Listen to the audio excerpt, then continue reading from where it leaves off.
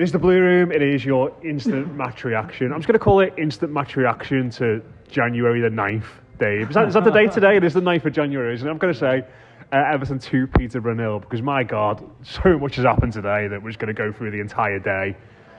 Because it's been mental. How are you, mate? It's been a wild one, hasn't it? It's mad because the game felt anticlimax, yet we do the whole thing because we have a football Well, it really team. did. It was like I think a lot of people thought it was going to be like bouncing there today because of Seamus and Baines, but it was just a little bit. It felt like everyone else was just kind of knackered by the day. It was freezing cold and it was just a little bit flat. But I mean, let's go through the day first and foremost because it was weird, wasn't it? We had a situation where.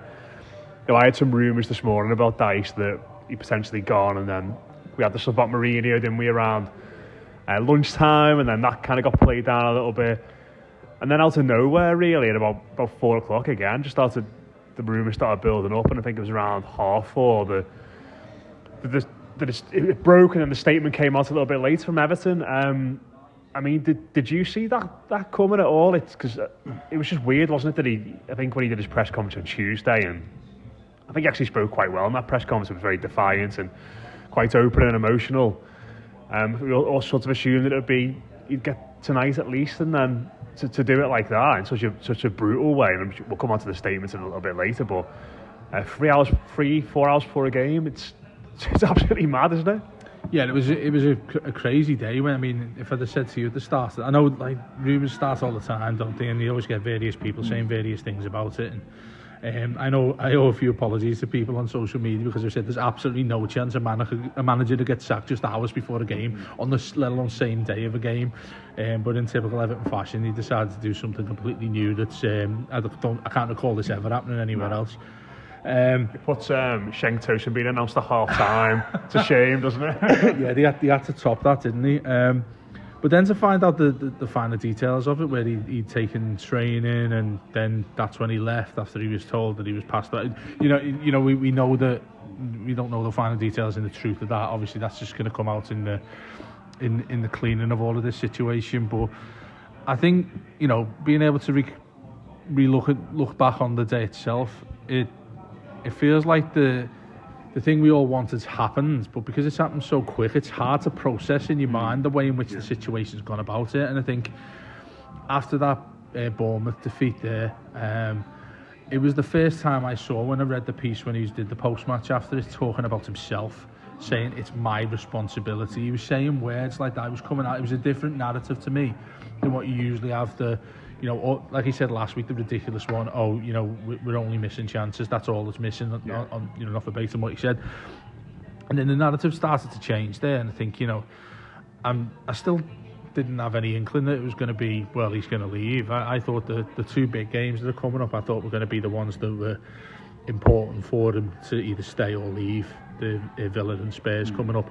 I just completely threw this to one side against Peterborough. I think, I'm not speaking of every fan here, but I was thinking about, when you need to stay in the Premier League, you can't really focus too much on an FA Cup game there. And then when it came out, there's people like Rand, and it happens all the time, people who know people. And I started to take the piss, saying, there's no way this is happening. And then it came out at the time you said, and I messaged you and I said, did you know anything about it?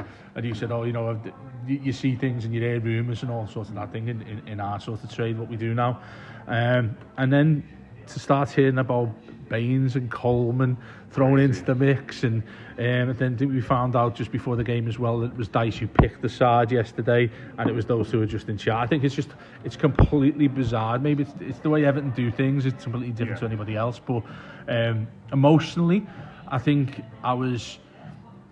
aside from feeling really surprised here and then not thinking it would happen, now that it has, it feels quite surreal that you get rid of a manager on the day it's been, and then of course now we're in the scenario where all of the content we're going to be putting out is, well, who comes next, which looks like we know who's going to come next. We'll save that for the weekend, because it's going to be like loads of that. But I think for me it's obviously it's the first real look we've had at the Freakins doing, and the way in which they go about things, isn't it? Listen, they've been here officially for about 3 weeks now, although I think probably for 4 months they were going to be taking over the football club.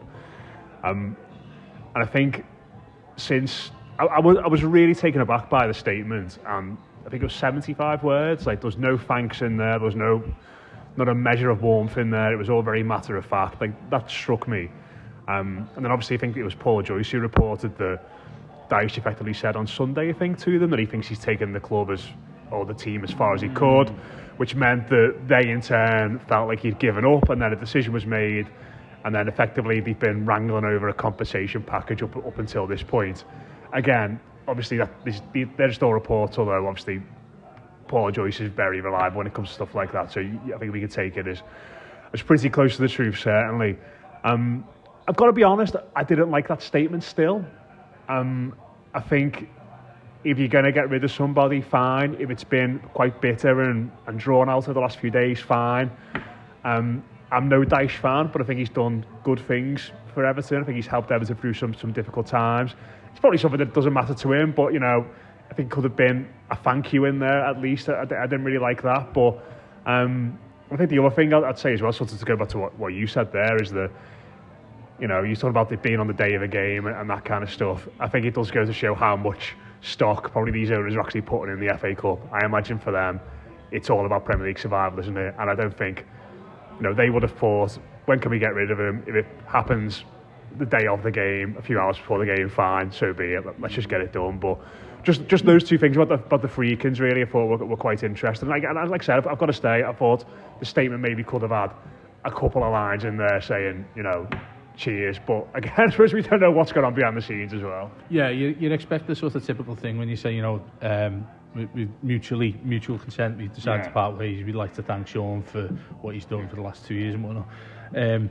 But can you believe it's only been 2 years, by the way? It feels like 5 or 6. Absolute lifetime. I think Keith, who does the pods with us, said that he quote tweeted someone who was saying that you look at Baines and Coleman, who look like spring chickens for the rest of their lives. Now they turned up with these grey hair and all that, look like they're falling apart. With the TFGs, though, I think that's the telling thing about all this. That's the thing that sort of what struck me the most. These guys look like they're not for the type of business that you want to you want to change what they want. I think a group that have come with their opinions. You need to look at what they did at Roma, which has a similar amount of managers they've gone through. That's a concern, I have to admit. I think that is a concern. What they do at Everton remains to be seen if it's any different, but to have that ruthless edge about them, dare we say it, it's an Everton thing that we've missed, both on and off the pitch in years gone by. And I think when you don't sort of say, nice one, mate, do you want to lift to the station or something like that, it just did not feel like there was any sort of sentiment about it there, which I'm all for. Let's face it, like the humanistic side of it, like you just said there, if that was me or you and you're getting sacked in a job, or you wouldn't say getting sacked these days, it's relieved of your duties sort of thing, then you would have sort of a peaceful, shall we say, a departure. That didn't happen there. And the other ruthless side of it is the fact that he's been told, then he's gone and still done what they've asked him to, still do the training session. He's been out in that cold weather all day. and then he probably loves dark as the way he is, but then he said, listen mate, thanks a lot, get in your car. I mean, he's got, and I know he's sort of renowned for having a set of balls and being the sort of this really strong-minded kind of manager, but being told, I mean, that is cold, once the term you said there. So I don't know, Matt. I think what you said, where to disagree with you is that I'd like that. I'd like that side of everything. Like the ruthless. I want to see a bit of that. Look, that can go too far, as we've seen what they've done at Roma in getting rid of a hero, getting rid of managers left, right, and centre when they don't see things happen. But the other side of it, we've spoken about. I remember speaking to a few people saying, "Look what Chelsea do, and it works for them." Everton and Chelsea, in terms of the money they've got to burn, but you've got to a situation now where I think it's an ideal time to do so. And I mean, that's been the general narrative of our conversation about him needing to go, is when you do it. Come as a massive surprise. Oh, it's 100% the right decision. Like, don't get me wrong. Yeah, but I mean, in terms of the stage you do it, really. And I think if you're them, you think, well, when do you go and do this now? And what I don't believe is, or what I find dubious, I think, is when they're saying that Sean Dyche said after Bournemouth that he can't take this team any further. I'm not too sure that's true. I personally don't believe that would be something that he'd say, given the sort of perspective he is the perspective we've had of him as a manager, the way in which he is as a person. I don't think he'd be that type of manager for giving things up. I would think that's solely the owners who've said, listen mate, that's it now. He's been made to sound a little bit better than what that situation is. Maybe it's helped him to sort of make peace with being sacked as a manager. And now you arrive at a situation where you've got Everton playing in a game with Leighton Baines as manager alongside Seamus Coleman, who's still a professional footballer. If they told you that was going to happen at the start of the day, I mean, Everton are just they're just crazy, aren't they? They are absolutely nuts. Yeah. For Everton to do things the way they do them, but now it's under a different group of people. Now it's under people who see things differently. For him to get done and for him to go, I think you've got, from what we've seen, I'd say, well, almost every Everton fan that I've seen, like you say, we're all adamant it needed to happen. The stage at which it's happened has caught us all by surprise, given the game coming up and whatnot. But also now I look at the time schedule that's going to be happening with this, because we're going to talk about it in a minute, but you see various people saying that the manager we're about to get is going to come in the next 28, 48 hours. Yeah. And then you've got 4 or 5 days to work, and then you've got 2 home games. I mean, that is when Goodison will be bouncing. We were talking about tonight, it was a bit sort of a damn squib in the end, wasn't it? No one was screaming around. It's great to applaud Seamus and Leighton Baines, seeing Leighton Baines there like he's going to be a footy manager. It was great. In his trackie and all that, looked as swift as you've ever seen. It looks like he's just like the character, isn't he, of doing that. But now we're at a point, Matt, where the corner turns. This is where Everton start a new version, and you know what comes, or what we think's about to come, is going to be the I don't know how you feel about that, to be honest with you. I'm not going to say his name. You can say his name. We'll get on to that at the end, but like okay. I just want to focus on maybe Baines, I think, at first, because it's I think perhaps do you know what, I think it actually sums up the characters of the two of them quite well, Baines and Coleman, in the sense that I think Baines just looked very calm and at ease with the whole thing, whereas I thought Coleman just looked a little bit awkward at times, like he didn't know what to do or where to stand, because you're only allowed like one person in the technical area, right? And he came out and obviously gave it loads, like pressing the badge beforehand and all that.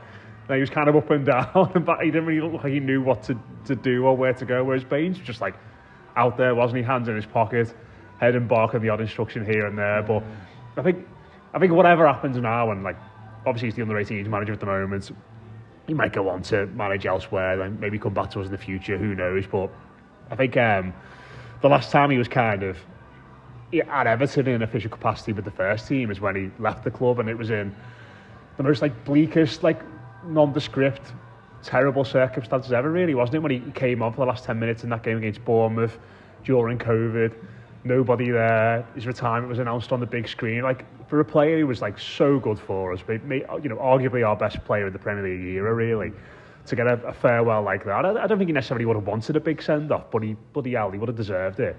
I suppose whatever happens now, he's being the manager of the Everton senior team in a cup tie, and he's stayed into a 2-0 win.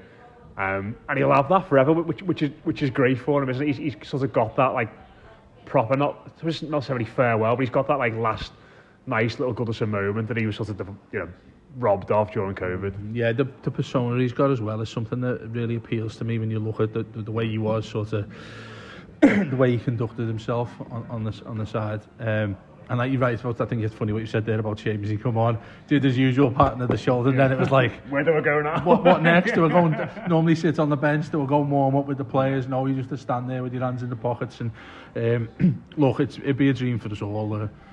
Baines comes good, and that sort of thing comes out. I think you can really say that has happened at clubs. You think Liverpool with Gerrard, you think of us with Ferguson and stuff. I just don't want it to be like that. But what you said there is really, really important about when he retired, when nobody's sitting around, and he didn't get the ovation that he deserved when that happened. I think today he'll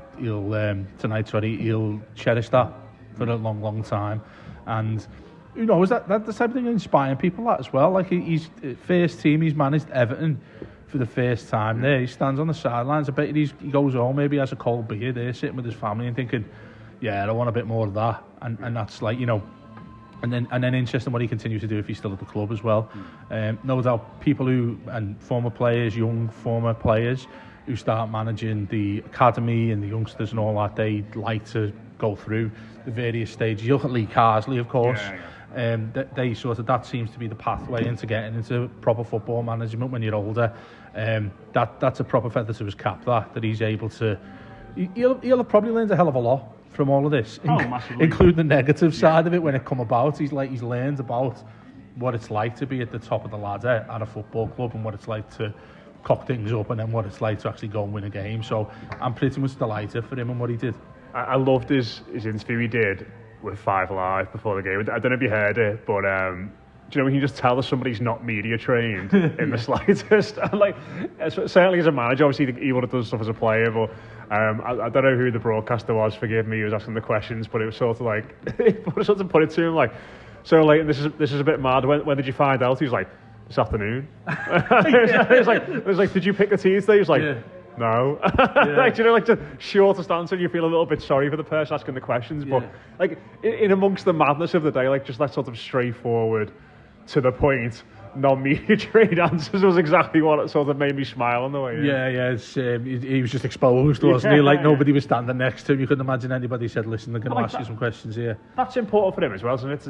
I know the club have been putting forward for more interviews, and like, there's more stuff on the website with him now, and I think he's doing a few events this month. But he's sort of doing like an evening with Leighton Baines. I mean, I don't know if he still will do them now. He's got first team duties for the next few days or whatever. But like that as much as we laugh and joke about that side of thing, if he's going to go on to become a manager, like be it Everton's under 21s or lower down the leagues, or even the Everton manager one day, we know he's quite a shy guy, but that's something he's going to have to do, isn't it? Get used to doing that kind of thing a little bit more. Oh, absolutely, yeah. I mean, now more than ever, it comes with parts of the job, doesn't it? And you know, I think there's a place for the way he is, quite laid back, sort of calm guy, and doesn't do it very rarely. I mean, I remember having the pleasure to interview him a couple of times when he was an Everton player.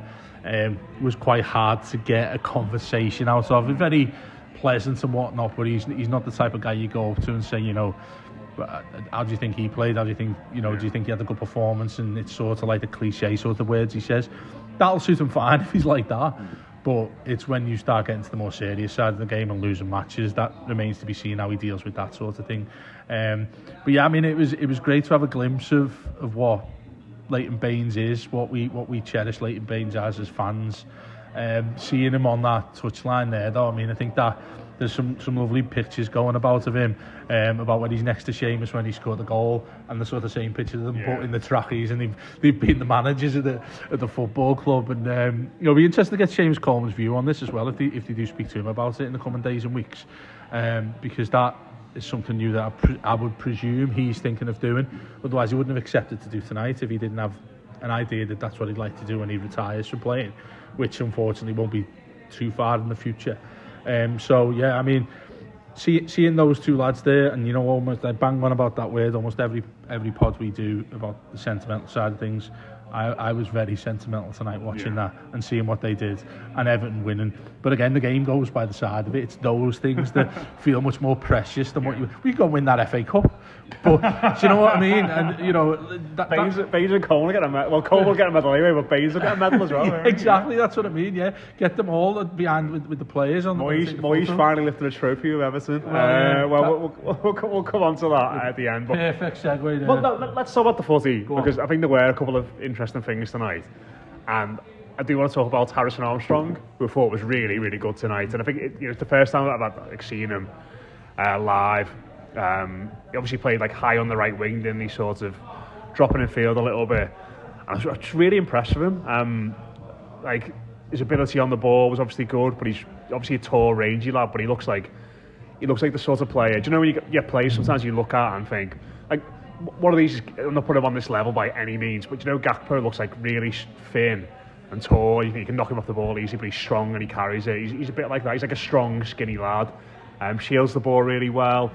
Played a great pass, didn't he, for Beto's goal. And I think probably the biggest compliment I can pay him is that as soon as he went off, we got a lot worse. Like, just not having that outlet up the pitch, just get a grip of the ball, lay it off. Listen, 17 years old, but I know there's interest in him in terms of a loan move this summer. But sorry, this winter. God, imagine it was summer. It's like -2 out. But I'll be keeping around the squad certainly, because I think he looks like somebody who's got something to offer in the here and now. Maybe not starting games in the Premier League, but certainly coming off the bench is an option. I think he's got quite a lot about him. Yeah, he has. I thought he was extremely calm as well. You wouldn't think that was a kid who's on the pitch there trying to impress. He was comfortable on the ball. He kept it as simple as he needed to at times. I wouldn't take away from who the opposition is either, because you're up against a physical side. That's what you get from lower league teams, is that they're going to knock you about. We saw that with Brozier, no less, and a couple of players who were floored by them. That's a challenge for him to come and play in Goodison in front of pretty much a sellout at Goodison. And I agree with what you said there. This is an interesting comparison you made to Gakpo there, who they look like a couple of sticks that you could knock over really easily, but there's much more about the way they physically conduct themselves when they're on the pitch, and I thought he stood out at times as a better player. I don't think it was one of Mangala's better games, put it that way, and I think he outshone him. Maybe I thought he was our best player tonight. Yeah, I absolutely, completely agree with you. And you think about the situation as well. I'm sorry to keep referring to it, but the situation when he's come into that side as well. There's a lot of credit you put in his direction, because that, in an emotional sense, he won't have been at Everton when we've had a different. Or he would have been down the academy when Everton have changed. It might have helped him that Baines, who was his manager under 18s, was actually the manager tonight. Exactly. He'll probably have a good relationship with him. Somebody will put his arm around his shoulder, and really, really impressive there. And you've got somebody that you absolutely would not loan him out at all, really, because when you look at the midfield, and we have various discussions about who should be where, and Idrissa Gueye and Mangala, Toure, throw all of them into the mix. You've got someone who's different there. You've got somebody who can launch a pass as well. Sensible passes though, Matt. There's none of this. It's a ball for the first goal. It's between like 4 plays, isn't it, into Beto's path. Yeah, it was the weight of it as well. And more importantly, I think he just gets it into his stride, rounds the keeper and puts it into a decent finish. For him to spot that as well, I think that's as much impressive as it is the weight of the pass that he plays as well. Having an eye for that sort of thing at the age of 17. I mean, we're not able to say that about many players that alone that made the first team from the academy. This lad looks like he's a really good prospect. And the other player I wanted to mention I thought was really good was Patterson. Obviously his relationship with our former manager now is well documented, wasn't it? Best mates with Seamus, it looks now, doesn't it? Get him in straight away. He's a first name on the team sheet when they're doing the teams. But I thought he was good as well. He had the odd little moments here and there where he looked a bit rusty defensively, but just like the sort of option for fullback that we've not really had at all this season. Someone who's happy to drive forward. There were a couple of moments where like long balls were playing out to him, and his first thought was knocking him behind their fullback and try and get across into the box. There was one moment in the second half in particular where he did a good bit of skill and laid it onto, I think it was Idrissa Gueye on the edge of the box who shot over. But I think certainly in that system, and I don't know if we're going to be playing a back 3 or back 5, whatever you want to call it, much more going forward. I think as a right wing back, it seems to really suit him. And like throwing this forward a little bit, I'm sure we'll talk about David Moyes to finish the podcast shortly. But he looks like the sort of player that Moyes would really like. He's not just because he's a Glaswegian fullback and they've got that in common, but tenacious, energetic, loves to get forward. Like if he can stay fit, there are aspects of like a young Seamus in there, aren't there, which we haven't really been able to tap into in recent years. And he looks like the sort of player, again, massive caveat, fitness permitting, who can potentially will do well under our potential next manager. Yeah, I mean the fitness thing as well is probably much more important that he gets games. I think that makes him all the more fitter than what he is there. But when he's able to cross a ball as well, Matt, that's something that we've been quite shy of in years gone by since Tony Hibbert. I know everyone that is the joke. He's always been a joke of a conversation, hasn't he? But Tony Hibbert did probably the best cross of a fullback we've had in many a year, to be honest with you. Seamus was, well, not great at crossing the ball, was he? He couldn't whip his foot round it. The old saying about him was like he can sort of float one in, but he can't whip his cross in at any sort of pace. Patterson can do that. He looks like he's got a cracking right foot there. He can beat players. He's fast as well. I thought previously it was a no-brainer. Obviously there's been issues that's happened with him and Sean Dyche, and I'm pretty certain that he'd be desperate to leave Everton while Sean Dyche was Everton's manager. When this has happened today, I would think that he'd be one of the main attributes we've got to look at and think, you know what, lads, I can see Everton as my team, Everton as my future now. Especially you've got Seamus there, someone perfect to lead him in the right direction and whatnot. The way in which he can move, if you get somebody in front of him, I mean, that's the key, isn't it? How many times did people talk about Baines and Pienaar? Like, we refer to that as like actual couple of legends at the club on a flank there that work really well together. I think the only thing that Everton would lack if you're permanently going to put Patterson as the starting right back is somebody who you put in front of him, really. And I'm excited to see if he starts and Moyes comes in, he starts. I would maybe not make a complete assumption there, but because Seamus is out of the right back, he's not going to play most games. Probably might be the assistant manager rather than play, just retires tomorrow when Moyes is announced as the next Everton manager. But yeah, Patterson's something that I think he's been harshly done by, regardless of what happened in wherever it was, Timbuktu, wherever he went to when he got slapped in the face allegedly. Now it looks like somebody. There's a positive there, Matt, and this is I think common thing we're talking about here is Dyche going. Aside from us saying he was probably almost like a slap in the face to him, saying just go.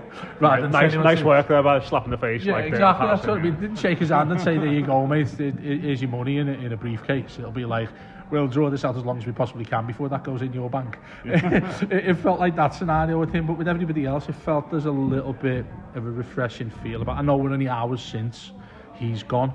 Us as fans are feeling it already because we wanted it to happen, we needed it to happen. The surprise came is when it happened. But you'd players like Patterson, there's a perfect example, and Harrison, who you mentioned, lads who need a chance, should be given a chance, and haven't been given a chance in 2 years. We're lucky to still have some of these lads. Ed McCosh joins us now. Ed, I mean, we've gone through the day. How are you feeling after today? Are you exhausted? Do you feel uplifted, positive about the future, or are you just black? I mean, I can't even feel my toes, let alone positivity for the future. But obviously tonight really didn't teach us anything. It was played out like a friendly, and to be honest, even Peterborough didn't look particularly bothered. But we've got the chance now to digest what's just happened, and Dyche leaving, and Dave showing a lovely photo of Baines and Coleman on the sidelines together. Which was lovely and very heartwarming, much like the mini Duncan Ferguson era was. But it's I think, as Dave was just alluding to, it's a good chance for us to think about different possibilities going forward now. And one of the possibilities is the formation we played today is using 3 centre backs and having advanced wing backs and potentially, when you're saying about having someone in front of Patterson, maybe we don't need anyone in front of Patterson. Yeah, true. Play the wing backs, have 3 in the middle. We've got options now, and I think the thing that really annoyed me about Dyche, and to be honest, ends up annoying me about every manager who gets sacked, is he retreated further and further into his ideas and just got very stubborn and was not interested in changing, even to try and win individual games. And now with a fresh set of ideas, we can, the players might be revitalised, we don't know. Well, is there going to be refreshed ideas for the next fella that comes in? Maybe a spin on the classics. Matt's been dodging this for the past half an hour. Well, because we're going to be talking about Moyes all weekend, I imagine. So we're just very quickly to finish off then. David Moyes, Ed, part 2. Are you happy about it? Are you ready for it? Because it looks like it's going to happen. Are you ready for it? Am I ready for it? I don't know. It's like when I found out they were bringing back Fraser. I loved it. I loved it so much. I don't know.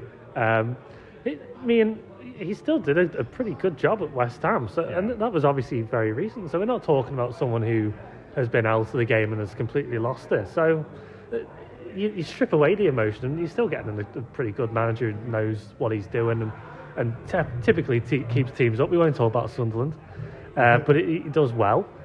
On an emotional scale, it's amazing, isn't it? The pure nostalgia of David Moyes coming back for the Goodison farewell is something else, really. See, we're all smiling. Like everyone's smiling when you said that then. Just on that point there, I had a friend say to me earlier, isn't it funny that David Moyes left Everton, you've had all these different managers come in where you thought it worked, Martinez, you think Koeman, everything that's happened where we got the money in, everything's gone wrong.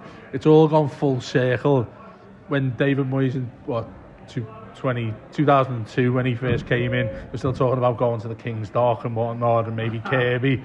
He comes back in at Everton all these years later, and he's going to be the manager that takes us into the new stadium at Bramley Moor, which obviously looks like it's going to happen there, barring an absolute disaster, and he gets sacked before the end of the season. Yeah, I feel as if him as a manager, he's changed the lot. I think there'll be his haters, as there are many doubters. I'd probably say there's more of them than actual people who are sensibly thinking that this is probably Think so? Yeah, I just sort of, referring to how I've been speaking to people and whatnot, I think there's a lot who don't want him back. I think what you need to do is take a step back and think, well, what are the options that are an alternative there? I don't think it's possible for Everton to, as much as we want to dissect as soon as possible, therefore that moves on to a point where you're not able to go and get the manager you'd like to go past this summer, if that makes sense. You need somebody in now that keeps you in the Premier League, and then you reassess it. It's absolutely not ideal. Nobody wants that. I'd love us to go and get, I don't know, Turgid. I'm a massive fan of him with what he did with Dortmund and stuff like that. Everyone can have that conversation about these players. Love us to go and do that right now, but it's just not. It's just not possible, and you have to do what you dealt with something like this here. And if you go as far as having to sack a manager, you've also got to have what you're going to do next. There, it's quite clear this has been on the cards, or he's certainly been discussed. There's obviously news coming out that he already had conversations with them and various things, typical things you'd expect when a new manager comes in. Now for David Moyes, completely different scenario for him as a manager. You mentioned there what he did at West Ham there, he went and won them a trophy. What will we give for that, I think the way in which he played, and he's evolved a little bit, and we'll get all this when analytic football people will explain how different he's had clubs since he left Everton, and obviously the Man United affair. That are really, I think it's interesting, because if you want to slate him, there are plenty of things to pick out. If you want to give him credit, there's also a load of things that you can refer to and say, he's actually a positive manager. The issue he had with that Sociedad thing as well, that was something that was an issue with him. I remember seeing him after it, and he said, I want to get back into British football, into English football. Everyone thought he'd end up at Celtic or manage in Scotland, probably does at some point in his life. But when he comes to Everton now, there is nostalgia here. People who are kicking off, should I say, about what words he said, he left very sour. Baines, Fellaini, we were saying they need to come to a better... All that stuff. Look, nobody needs to tell him twice about that. That was 12 years ago, Matt. Yeah. Surely you've got to shift on what was said 12 years ago. It was sour the way he left. But go back to what I said there, that list of managers that you can feasibly get, and I mean feasibly, I'm not talking about what I've said there in terms of Terzic or whoever it is you like, Mourinho, which actually looked like a distinct possibility when he was odds on in a bet. That was only about 10 hours ago. And I was like 8 to 11 and went, I was 2 to 7 last night. I was ready to put my house on it. You look how it's come to the way it is right now. I suppose I'd say to anybody who has like serious issues with David Moyes returning is, it could still be Sean Dyche. How would you feel about that? Yeah, ultimately we've got to accept the fact that Everton are a club in flux. We've got brand new owners who have not been able to get their feet under the table. We don't have a completed board.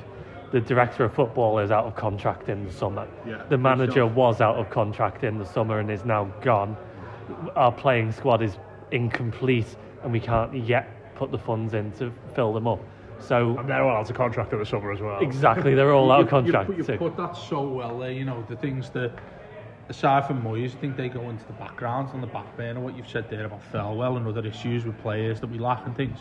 That's as important of it as him coming in. So I think you keep that in the context of Moyes coming in. You think, very much like, I think it's quite funny, it's like 2002, when he came in, not at a similar time of season than this, where he kept us up. Everton were in the similar issue than they are right now, and they had a squad that we looked at and thinking this is piss poor and could go down. You can have that similar thoughts on what we have right now. Yeah, I think that appointment of Moyes in 2002, in reality, we picked a manager who would be a decent pick for us if we went down. And I think that Very was a bold, consideration. very bold as well. It was bold, but there was also thought of, if we go down, he will be a good manager for us. Whereas we do not have that luxury now. We cannot afford, in quite literal terms, to go down. So it does make a lot of sense in the situation that we're in. We can't get a project manager at this point. We can't get a manager who's got this big vision because we don't have the means with which to carry it out. So we need somebody who is, and it's a good old cliche, the safe pair of hands. And David Moyes is that person. For all we know, there's going to be another massive twist, and it won't be him, it'll be somebody else. We're rushing this podcast out very quickly to try, so it's not all Sitting day. up at midnight, putting things together and all sorts of different, piecing things apart, editing this podcast there. But I mean, I'm at, you're much more of an experienced journalist, closer to Everton than me. David Moyes is for certain now, isn't he? Can you put your neck on the line and say that? I mean, it looks like it's going to be Moyesy, doesn't it? That's an exclusive, by the way. Moyesy. It looks like it's going to be Moyesy. Can't get more emphatic than that. What are your feelings on him then? I totally get it. I've said, I think, I don't know if I said it on this show, but I've said to people, like, I just think he's a much better manager than Dyche, and I think with that in mind, he'll get more out of these players, and we should, fingers crossed, be all right. And I think if you looked at the job he's done, I think in one of the group chats for him, Green Mick said, probably what he's done at West Ham is probably one of the best Premier League jobs in the last 10 years, really. If you look at across his two spells, like a club that goes to chaos like a moth to a flame, and he's got them to a record points total. I think they got qualified for Europe 3 times, was it? They got to Europa League semi-final, got to Europa League quarter-final, won the Conference League, improved players there. I think if it wasn't Moyes, you'd be looking at that going, that manager X has done quite a good job there at West Ham, so I'm all for it for the short term. And I think, like Ed said, we need to do the long-term build at some point, but that long-term build is going to be harder than in the Championship. So I think getting the project manager in now doesn't make sense, again, as Ed said, because maybe they're not available, and I think also because the project manager will need time to implement their thoughts and strategies on the training pitch, and we just haven't got that. We had that situation with Bielsa, didn't we, when he quite literally said, I'm not managing you for the next 6 months. Because there's no way on earth I could start doing it. And obviously that was utterly ridiculous when we told him to do one. I kind of wish we'd got him now, though. Would have been funny, to be fair. We're out there fighting for our lives, and he's putting out training cones for the under-21s. I think from this side of things as well, if he's sat there at home and he's signed his contract, however far it's gone, he's announced, he's got to do something on this as well. There's a different pressure on David Moyes than there's ever been, certainly when he was at Everton. Probably a lot different than when he was at West Ham. He comes back to Everton with a point to prove in a different way now. Things that he's familiar with, though, is keeping someone in the Premier League, which makes it really funny, is what he said the other day, was that I don't want to go back into the territory of fighting relegations with sides that I manage. The other thing as well, which I'd keep front and centre in my aspect here, is, which I think people will get carried away with, is how Everton play. When he comes in, I don't think you'll see a world of differences in the first instances, in the first few games, because I mean, let's face it, the way Dyche has drilled Everton into the way they are, it would take a long time to take them into a different aspect of how he wants them to play. I understand where there's similarities in certain ways, but then I think what also needs to be kept in your minds at the front of it is that you look at the 2 years before he left, some of the best football Everton played in a long time. You think of the players we had as well. He crafted that himself. So that's why I have a form confidence, probably the wrong term, but I'm optimistic of him coming back, certainly keeping us up. And then look at anyone's guess what happens when we go forward to the summer. Farewell, everything else involved in it. Everton's still going to be an absolute basket case that we're talking about, even if we were still in the Premier League come March. Well, I think confidence is actually a really important word that you touched on there. That's something that Moyes, obviously presuming it's Moyes, but it's Moyes, is going to have to bring to the team. And you saw a little bit of it tonight. The players knew they were the favourites, and they were a bit more comfortable on the ball. You did see a few more attempts at incisive passes or measured balls over the top and things like that. Yeah. I think under Dyche, the last few weeks, they ran out of confidence. They started doing the basic things that they knew how to do, and if they didn't do the things that Dyche had precisely drilled them to do, is when we conceded goals. And I think that's something Dyche was getting annoyed about. Moyes has got to come in now and instill confidence in him and say, "You lot are brilliant footballers." It might not be true. It's not for me to say. But he's going to tell them, "You're fantastic footballers. You can do a lot more than you're doing now. Let's see a bit more from you." You know, Iliman Ndiaye's a great shout. I mean, he's a beautiful dribbler. Takes on players. It's incredible how he keeps the ball. And it's a case of, can you play that pass a bit faster? Yeah. Can you get that shot off a bit faster? You know, really push these players to do something a bit different. And having players like Patterson come back now and saying to them, you could be a regular starter in this team. Go and show it. You know, that's going to be vital to just surviving and thriving in the next few months. I know we're finishing now there, but I was just thinking then, is there anybody else at the club that was there before he left last time? I was just looking to say a Fab Four, to be honest with you, but maybe it's just like busted or something like that. The Fab Four, Baines, Coleman, Moyes, and that's what I was saying. I can't think of the fourth. That's why I've said that, like the busted or get something. Jackie Elka back in to do something. Yeah, get Jackie Elka back in. You can replace Jimmy Martin or something. Yeah. It'd be interesting what he does system-wise, unless like you do think of Baines and all that side of things. It'd be interesting because Alan Irvine, who we've spoken to quite a lot. I mean, he was a fantastic assistant manager for him as well, wasn't he? Kevin Nolan, anyone? You know, he was. As long as it's not Steve Round, I'm happy. Yeah, maybe Joey Barton. No. I know it's been a wild day. Wrong podcast. Yeah, it's been a wild day, Dave. But could be Tony Bellew's best mate now as well. God, let's not go down that rabbit hole. It's been a long day. We'll wrap it up there. Cheers to Dave and Ed. That has been your post-match reaction to January the 9th, as we're going to call it, where lots and lots of things happened. If you're listening to this, do leave us a rating, do leave us a review. It all helps. You listen on Spotify and you can leave comments, can't you, Dave? They're helpful. That we found out in about a million different ways, still trying to find out how you do all these different things. But yeah, you can leave comments on Spotify. Obviously, you can do it on Apple anyway, so we've been able to do. And YouTube as well, which Les does for us. And also, weekend of no Everton games. Moyes content. Bagfuls of content there. Yeah. And also looking at doing something where you can get your thoughts in via audio as well. But I'm going to put explanations out on that on our social media. There we go. That's it. Yeah, up the Toffees. Oh, what an eventful day. We'll speak to you again soon here on the Blue Room.